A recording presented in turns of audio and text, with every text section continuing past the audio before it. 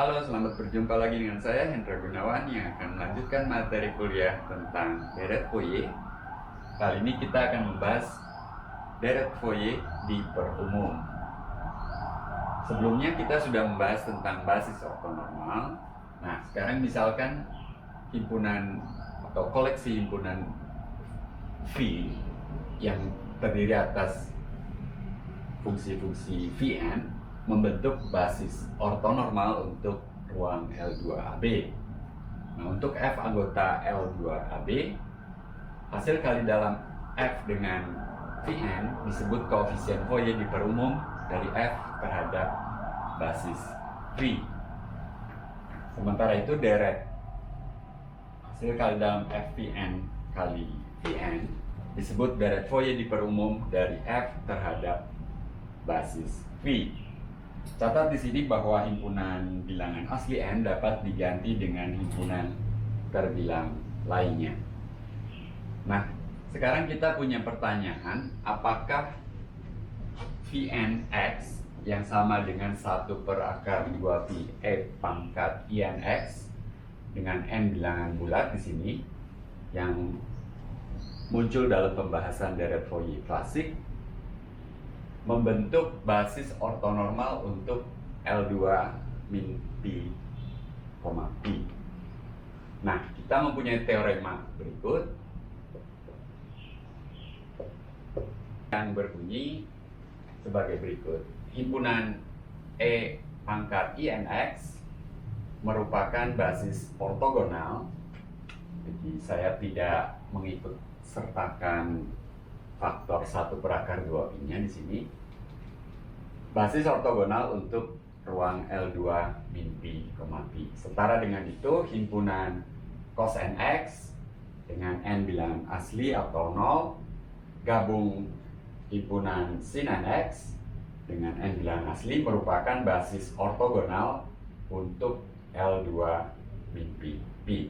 Ini adalah bentuk real dari bentuk kompleks ini. Saya akan membuktikan bentuk kompleksnya karena ini relatif kompak, jadi tidak harus membahas cos dan sin secara bersamaan begitu. Baik, saya hapus ini terlebih dahulu.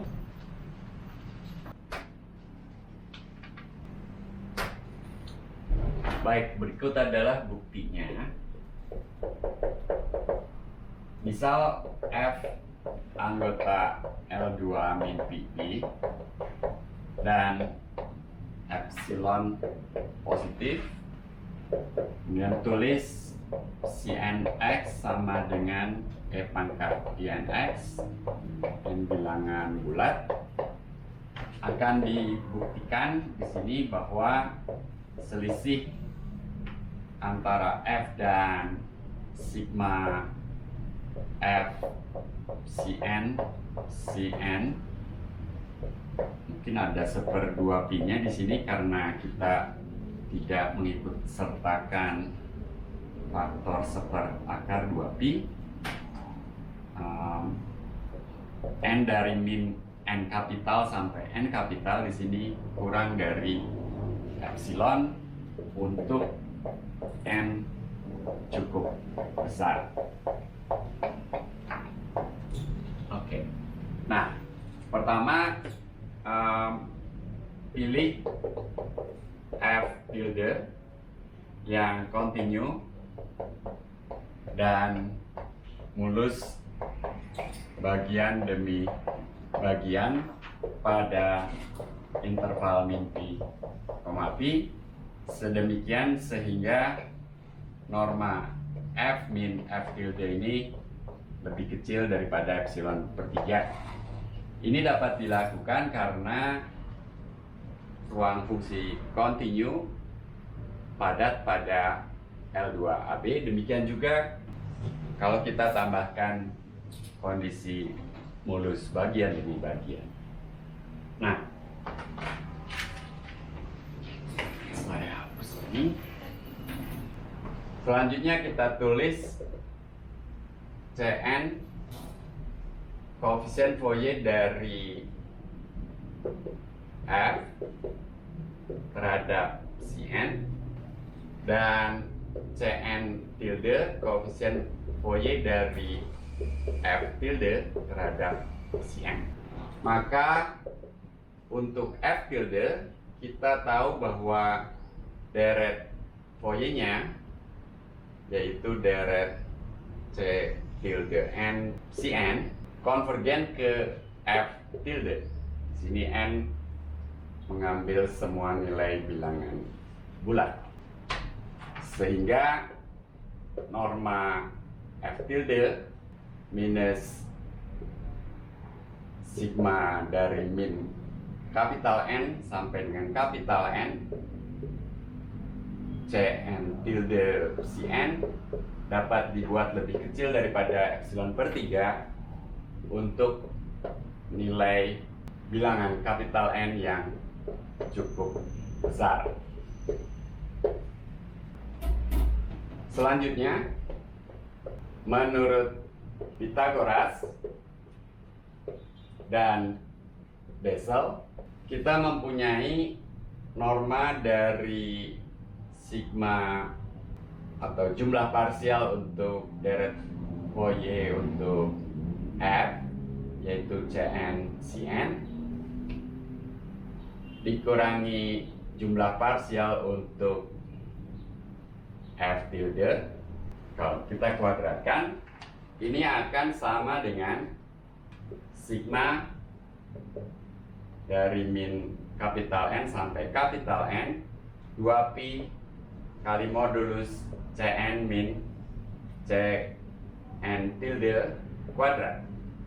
Bessel menyatakan bahwa ini akan lebih kecil daripada norma F min F tilde kuadrat yang tadi kita pilih lebih kecil daripada epsilon per 3. Jadi ini akan lebih kecil daripada epsilon per 3 kuadrat, sehingga kalau kita ambil akarnya maka norma selisih ini akan lebih kecil daripada epsilon per 3. Hapus ini.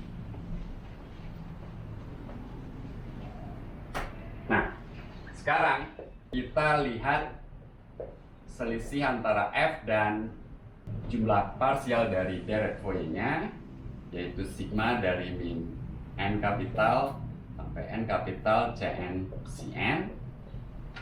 Ini sama dengan kita selipkan 0 dalam bentuk selisih dua fungsi yang sama, atau bahkan selisih dari dua pasang fungsi yang sama.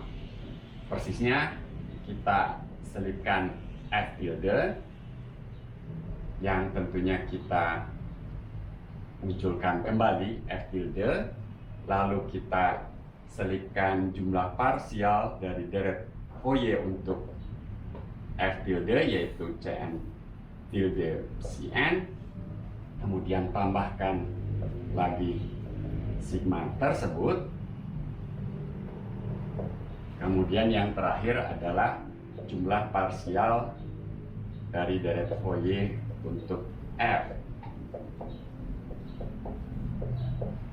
Nah, dengan ketaksamaan segitiga, ini lebih kecil dari atau sama dengan norma F min F tilde tambah norma F tilde min jumlah parsial dari deret Fourier-nya tambah norma dari jumlah parsial dari deret Fourier untuk F tilde dikurangi jumlah parsial dari deret Fourier untuk F, masing-masing kurang dari epsilon per 3, sehingga jumlahnya sama dengan epsilon. Jadi kita telah membuktikan bahwa selisih ini mempunyai norma lebih kecil daripada epsilon untuk N yang cukup besar. Di sini saya tidak